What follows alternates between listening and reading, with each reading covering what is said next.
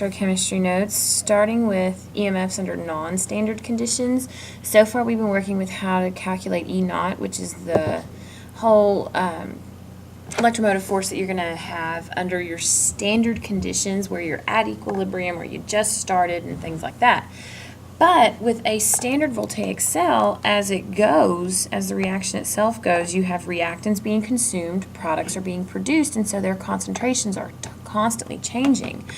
And so as the cell operates, that voltage that you get is going to decrease and become dependent on the concentrations of your reactants and products. And so you take, to find your EMF under a non-standard condition, you take your standard EMF and subtract from it this lovely little formula right here, this 0.0592 number. That it's a constant, which is, it comes from a combination of Faraday's constant, the whole 96,500 thing, the universal gas constant with joules, the 8.314, and then the absolute temperature in Kelvin, 298 Kelvin. And it kind of puts all three of those numbers together to get this number right here. Of course, N is still the number of electrons being transferred, and then you take the log of Q, and if you remember, Q is calculated the same way that you find K, except that Q is dependent on the conditions right then, not equilibrium conditions.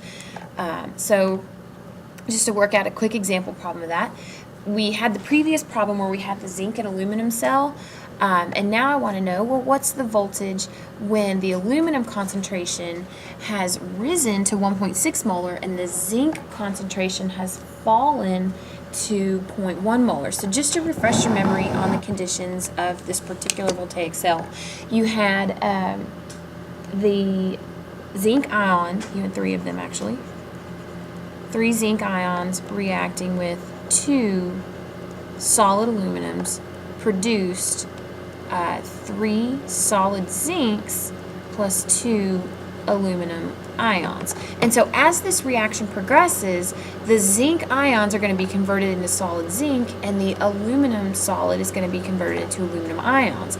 So our current conditions are now, we have a 1.6 molar of the aluminum ion and a 0.1 molar of the zinc ion. And so they want to know, well, what's the change? What's the current voltage? What's the difference? So the current voltage, not current as in, electrical current, but current as in right now, is going to be equal to the original voltage that we had minus that 0.0592, that magic number that combines all of our constants, divided by the number of electrons transferred. And the number of electrons transferred in this particular equation was 6. And if you forgot that, look at your ions and see, okay, this guy's got a +2 charge and we have 3 of them. Well, that means 6 electrons have to be transferred from the zinc to the aluminum. So that's where the 6 comes from. And then we're going to multiply that by the log of Q, which is, Q is calculated the same way as K, and K is always products over reactants, but we don't count solids or liquids because they don't participate in these equilibrium expressions. So we're going to take our concentration of our product and divide it by the concentration of our reactant. And you plug all this stuff in, and if you remember from the last video, the standard voltage from this reaction of aluminum and zinc was 0.9, and then all of this mess works out to be 0.034, and so we end up with a new voltage of 0.87 volts. So after the reaction has gone for a little while and the aluminum has increased to this concentration, the zinc has increased to this concentration, it causes the voltage to fall. Now you could recharge this particular voltaic cell if you added in some more zinc ions, and then it would increase this concentration right here and put us back where we need to be. Alright, so electrolysis is the last thing that we're going to talk about, and electrolysis is the exact opposite of a voltaic cell. A voltaic cell takes chemical energy and converts it into electricity. This one does the exact opposite. You put in electrical energy and you get out chemical energy, and it's commonly used for electroplating. It's also the process that's used for recharging rechargeable batteries, and you plug your phone into the wall and it converts it puts the battery back into the mode where you can get electricity out of it. So here's a quantitative electrolysis example. How many liters of dry hydrogen gas at 30 degrees Celsius, 720 torr can be obtained by the electrolysis of water for 1 hour at 2.5 amps? Now there's something I did forget to mention earlier, and that's exactly what is an amp. Well, 1 amp is equal to 1 coulomb per second. So when you're trying to figure out, okay, where exactly on here do I start? Well, the question here says how many liters, so I have volume, I have a temperature, I have a pressure. Well, I'm dealing with a gas, and anytime I'm dealing with a gas, I'm going to start thinking about Pivnert. And so I don't have my number of moles, but I can find it out down here. So I'm going to start with my time, my 1 hour. If you just so happen to have how many seconds in an hour are memorized, great, 3,600 seconds. If you don't, then it would start like this. You have your 1 hour. Whoa, that's so not a straight line. In every hour, you have 60 minutes. That's a 60, not a 6. And in every minute, you have 60 seconds. Now, why am I going to seconds? Well, because they told me that I had 2.5 amps, and an amp is a coulomb per second. So right here, I'm in seconds. I can use that 2.5 amps as a conversion from time into coulombs. So for every 1 second, I'm going to get 2.5 coulombs.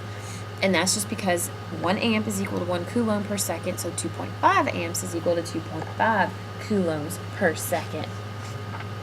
And then moving on from there, I know that a coulomb, or Faraday's constant, I'll just call it an F, Faraday's constant is 96,500 coulombs per mole of electrons. And so since I've got coulombs on top here, I'm going to take this 96,500 and put it on bottom and put my 1 mole of electrons on top. And then I can get to my moles of hydrogen. And if you look at your the list of the reduction potentials that it gives you on the AP exam, you'll see that every 1 mole of hydrogen gas is going to require 2 moles of electrons. And this, like I said, this is just on that list that you get with the AP exam of the reduction potentials. You'll find this equation on there. And so now that we're in moles of electrons, we have enough information to plug into Pivnert. So I'm just going to plug this into my nifty little calculator, and I end up with 0.0466 moles of, not hydrogen ion, hydrogen gas. And from there, I can say, okay, my volume is equal to nRT over P. My number of moles is what I just figured out, 0.0466. My R, since I'm back in the ideal gas law, I have to use 0.0821. My temperature needs to be in Kelvin, so I was given 30 degrees Celsius, so that's 303 Kelvin. And then my pressure was given to me as 720 torr.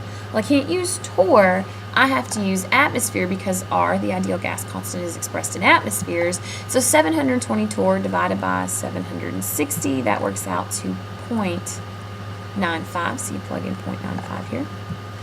And you plug all this in and it works out to 1.22 liters. So we're going to make 1.22 liters of hydrogen gas from the electrolysis of water for 1 hour at 2.5 amps. Now I got one more example for you, and then we're going to wrap it up. And this will be your last set of notes. This is your last example for the entire year, and then we get to review, and your test is in just a couple of weeks. So, how many grams of gold can be plated onto a piece of jewelry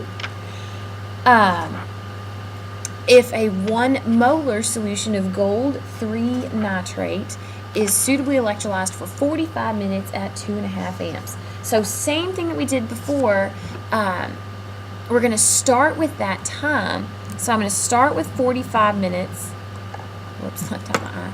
And I'm going to convert that to seconds because I know that my 2.5 amps is really 2.5 coulombs per second. So every 1 minute is 60 seconds. And then I'm going to use my amps, so 2.5 coulombs for every 1 second. And then I get to use Faraday's constant, 96,500 coulombs to every 1 mole of electrons.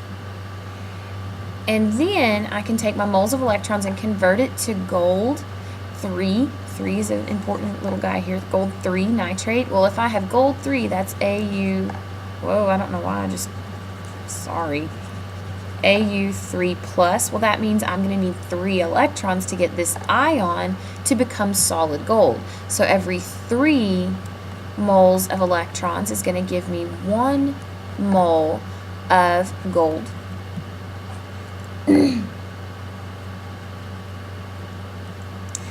And then from here, for every 1 mole of gold, make sure I'm writing this right. Yeah. Basically, I could just put this is gold 3 AU. Let's see, how can I write this? NO33. Sorry. Put out the whole thing there. Because I'm going to need 3 moles of electrons for every 1 mole of the gold nitrate. And so each mole of the gold nitrate. Oh, wait, no, they don't want, I'm sorry. They don't want gold nitrate, they just want gold. And so gold has a molar mass of 197 grams per mole. Sorry about this confusion right here, y'all. The reason that I crossed that out is because the question asked how many grams of gold can be plated onto a piece of jewelry. It's just they're giving us this information, telling us this is where the gold is coming from. But in all honesty, when it comes to how much gold you're going to plate at the end of it, where the gold is coming from, the only part that matters is the fact that it's gold plus 3. That's really the only part that matters. So you plug this in, minutes are gone, seconds are gone, coulombs are gone, moles of E are gone, moles of gold are gone, and you take all these numbers multiplied across the top divided by all these numbers multiplied across the bottom, and you end up with a whopping 4.59 grams of gold, which actually would be pretty penny nowadays. So if you have any questions about the electrolysis stuff, you know how to get in touch with me, and happy studying, and I hope you guys rock it out on the AP chemistry exam. Adios, y'all.